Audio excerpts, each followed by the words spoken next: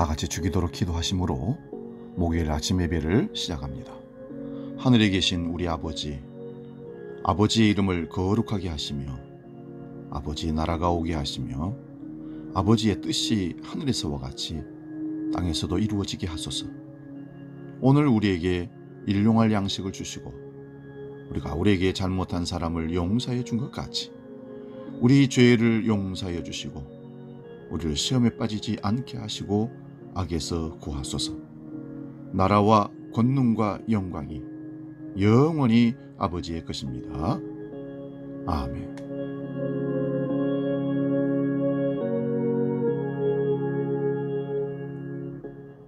찬송가 528장 예수가 우리를 부르는 소리 함께 찬송합니다.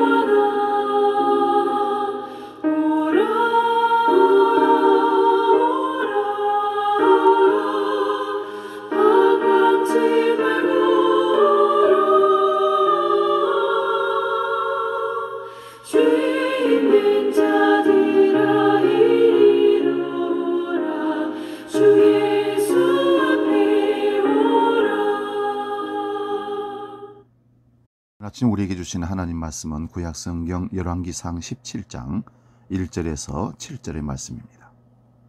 구약성경 544면에 있습니다. 열왕기상 17장 1절에서 7절 말씀 봉독할 때 살아계신 하나님의 음성을 들을 수 있기 바랍니다. 봉독합니다. 길리앗에 우거하는 자 중에 디셋 사람 엘리야가 아합에게 말하되 내가 섬기는 이스라엘의 하나님 여호와께서 살아계심을 두고 맹세하노니 내 말이 없으면 수년 동안 비도 이슬도 있지 아니하리라 하니라. 여호와의 말씀이 엘리야에게 임하여 이르시되 너는 여기서 떠나 동쪽으로 가서 요단 앞 그릿 시내가에 숨고 그 시냇물을 마시라. 내가 까마귀들에게 명령하여 거기서 너를 먹이게 하리라. 그가 여호와의 말씀과 같이 하여 곧 가서 요단 앞 그릿 시내가에 머물매 까마귀들이 아침에도 떡과 고기를 저녁에도 떡과 고기를 가져왔고 그가 시냇물을 마셨으나 땅에 비가 내리지 아니하므로 얼마 후에 그 시내가 마르니라. 아멘. 오늘 봉독한 말씀으로 지금은 엘리야가 필요하다, 이런 제목으로 말씀의 은혜를 나눕니다. 지금은 엘리야가 필요하다. 하나님은 매 시대마다 사람을 준비하십니다. 그리고 준비된 사람을 통해서 하나님은 일하십니다. 엘리야 선지자도 그 연장선상에 있습니다.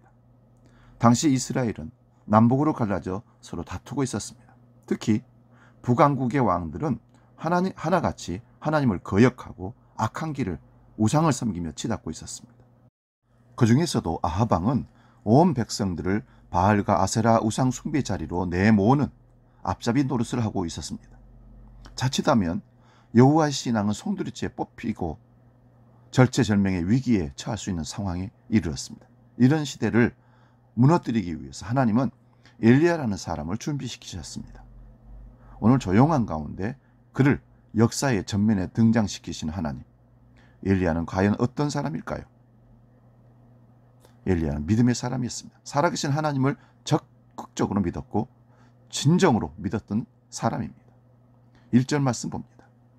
길르앗에 우거하는 자 중에 디셉 사람 엘리야가 아합에게 말하되 내가 섬기는 이스라엘의 하나님 여호와께서 살아계심을 두고 맹세하노니 내 말이 없으면 수년 동안 비도 이슬도 있지 아니하리라. 아합에게 가뭄을 예언할 때 여호와의 사심을 가리켜 선포했습니다. 곧 엘리야는 여호와 하나님의 살아계심을 바라보는 그런 삶을 살았던 사람입니다. 아합의 우상 정책이 강력해질 때 오히려 담대하게 외칠 수 있었던 것입니다. 무서울 때 하나님의 이름을 거론함을 물론 경고까지 할 수 있었던 것도 살아계신 하나님을 전폭적으로 믿었기 때문입니다. 살아계신 하나님을 의지하지 않고는 가질 수 없는 용기입니다. 엘리야 선지자의 삶을 통해 성도가 살아계신 하나님을 의지할 때 용기를 가질 수 있음을 깨닫게 됩니다. 두려울 것이 없이 누군가의 눈치를 보거나 주저하지 않고 당당해집니다. 엘리야가 아합에게 선포한 내용을 한번 살펴봅시다. 좋은 내용이 아니라 그야말로 뒤집는 내용입니다. 수년 동안 비도 이슬도 있지 아니하리라. 살아계신 하나님, 역사하시는 하나님을 믿는 자는 이처럼 환경에 연연하지 않습니다. 사람을 두려워하지 않습니다. 오히려 환경을 뛰어넘는 담대함으로 승리하며 하나님의 말씀을 선포하는 겁니다. 사람의 눈치를 보고 무슨 일을 감당하다 보면 하나님의 일을 그르치고 일을 할 수가 없습니다. 사람의 인정에 끌려서 움직이게 하다 보면 하나님의 일을 그르치고 사람도 잃어버린 경우가 참 많습니다. 살아계신 하나님을 믿는 사람은 하나님 앞에 기도하게 됩니다. 사실 엘리야는 기도의 사람이었습니다. 야고보서를 보면 아주 자세하게 기록되어 있습니다. 기도의 사람 엘리야를 거명하면서 기도가 얼마나 큰 능력을 나타내는가를 말씀합니다. 야고보서 5장 17절 18절 말씀입니다.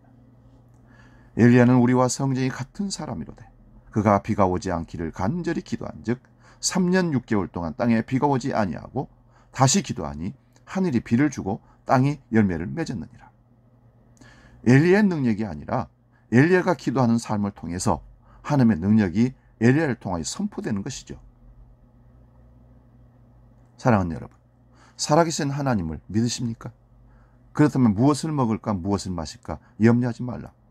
작은 이해나 유익에 그렇게 눈이 밝히고 연연하지 않을 것입니다.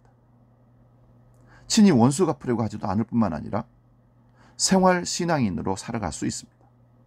요셉을 보십시오. 노예를 살아가는 삶에서 도망가거나 술수를 쓰거나 타협을 하지 않고 물 흐르듯이 하나님의 인도를 따라 그냥 살아냅니다. 그리고 엘리야는 말씀의 사람이었던 것을 볼 수 있습니다. 말씀에 붙잡혀 살았습니다. 2절부터 4절을 봅니다. 여호와의 말씀이 엘리야에게 임하여 이르시되 너는 여기서 떠나 동쪽으로 가서 요단 앞 그릿 시내가에 숨고 그 시냇물을 마시라. 담대하게 아합에게 비와 이슬이 중단될 것을 선포한 엘리야에게 하나님이 말씀하셨습니다. 너는 여기를 떠나 그릿 시내가에 숨으라. 그리고 시냇물을 마시라. 왜 하나님은 갑자기 이런 말씀을 하셨을까요? 충분한 이유나 설명도 없이 하나님의 이상한 명령을 하신 것입니다. 당당하게 아합을 향해 말씀을 선포한 그에게 도망가 숨으라는 실망스러운 명령이 떨어졌습니다. 아합 앞에 강한 모습을 보여줬던 엘리야를 하나님이 너무 과소평가하신 것이 아닙니까? 그런데 5절을 한번 보십시오. 그가 여호와의 말씀과 같이 하여 곧 가서 요단 앞 그릿 시내가에 머물며 가라고 할 때 따지지 않고 바로 갔습니다. 살아계신 하나님을 믿는 참 신앙인의 사람은 말씀을 따라 살아갑니다. 멋진 명령이 아니어도 충분한 설명이나 보장이 없어도 가라면 가는 것입니다. 그릿 시내가에 숨는 것은 먹을 것도 없고 참으로 자존심 구겨지는 일이 아닐 수 없습니다. 그래도 말씀이 일러주는 대로 발걸음을 옮기는 것입니다. 말씀하신 살아계신 하나님께서 책임져 주실 것을 확신하기 때문입니다. 할렐루야. 하나님의 사람 아브라함을 기억하십니까? 하나님의 말씀만 의지하고 어딘지 몰라도 갈 바를 모르고 갔습니다. 나는 얼마나 말씀 따라 살아가고 있는가? 혹 그렇지 못하다면 이유는 무엇인가? 하나님이 살아계심을 믿기는 믿고 있는가? 점검하고 이 새해를 멋지게 살아갈 수 있기를 바랍니다. 그리고 엘리야는 하나님이 책임져 주심을 믿고 살았습니다. 4절 하반부에 하나님은 엘리야에게 약속하셨습니다. 거기서 너를 먹이게 하리라. 그런데 순종했더니 그 약속이 그대로 성취되는 것을 만날 수 있습니다. 6절을 보시면 까마귀들이 아침에도 떡과 고기를, 저녁에도 떡과 고기를 가져왔고 그가 시내를 마셨다 합니다. 이렇게 살며 하나님이 실제로 책임져 주십니다. 까마귀가 먹여준다는 말이 무슨 뜻일까요? 하나님이 엘리야의 공급자가 되심을 말하는 것입니다. 그리 시냇가에 숨어있는 동안 까마귀가 전해주는 음식을 먹었습니다. 여러분, 까마귀는 음식탐이 참 많은 동물입니다. 그런데 하나님은 왜 까마귀를 통해서 그에게 먹을 것을 공급했을까요? 까마귀의 습성까지도 바꾸시는 하나님은 하나님의 사람을 돕는 데 도구로 활용할 수 있다는 것입니다. 이와 같이 우리 주위에 우리를 괴롭히고 자기 욕심에 빠져 있는 사람들을 통해서도 하나님은 얼마든지 하나님의 일을 감당하고 하나님을 전폭적으로 믿는 믿음의 사람들을 도울 수도 있다는 말씀입니다. 하나님께서 특별한 방법으로 공급하시는 것을 받아 생명을 유지한 엘리야. 이런 이적을 체험할 수 있어야 온전한 신앙, 절대신앙으로 특별히 하나님의 돌보심을 체험하며 우리 인생길을 걸어갈 수가 있습니다. 사랑하는 여러분, 어떤 고동한 환경 속에서도 믿음으로 나아가면 하나님이 책임져 주십니다. 우리가 이것저것을 기대하면서 의지하고 살아간다면 하나님은 까마귀를 보내지 않습니다. 여호와 하나님만이 살아계신 나의 유일한 공급자라 고백할 때 까마귀를 보내심으로 그를 먹이시고 입히시고 길러주십니다. 그리스도인은 고난을 통해 절대적인 신뢰를 갖는 이러한 양식까지 그분께 맡기는 온전한 신앙을 갖게 되는 것입니다. 아, 하나님이 먹이시는구나. 그렇구나. 은혜로 사는구나. 이런 훈련을 통과하고 나면 비로소 하나님의 사역에 본격적으로 쓰임을 받습니다. 바울은 고백합니다.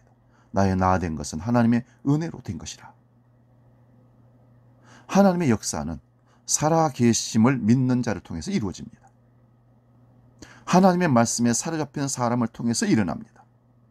말씀을 따라 움직일 수 있는 사람, 충분한 설명과 이해가 없어도 말씀이라면 아멘하고 응답하면서 나아갈 수 있는 사람을 하나님께서 일을 맡기시고 도우시고 인도하십니다. 그리고 하나님 한 분만이 유일한 공급처인 줄 알고 그분에게만 매달리는 사람이어야 하나님의 중직한 일꾼자로, 중직자로, 하나님의 사명자로 하나님께서 일을 맡기시고 사역을 감당케 하십니다. 오늘 엘리야를 보면서 이 시대가 참으로 엘리야가 필요한 시대구나. 우리 자신들이 하나님께 그렇게 쓰임받는 엘리야와 같은 믿음의 사람, 말씀의 사람, 확실한 말씀에 순종하는 사람, 성령에 충만한 사람, 하나님의 인도를 끝까지 믿어버리는 사람, 체험적인 신앙을 가진 사람 될 수 있기를 주의 이름으로 축복합니다. 기도하겠습니다. 살아계신 하나님 아버지, 이 시대가 엘리야와 같은 사람이 필요하답니다.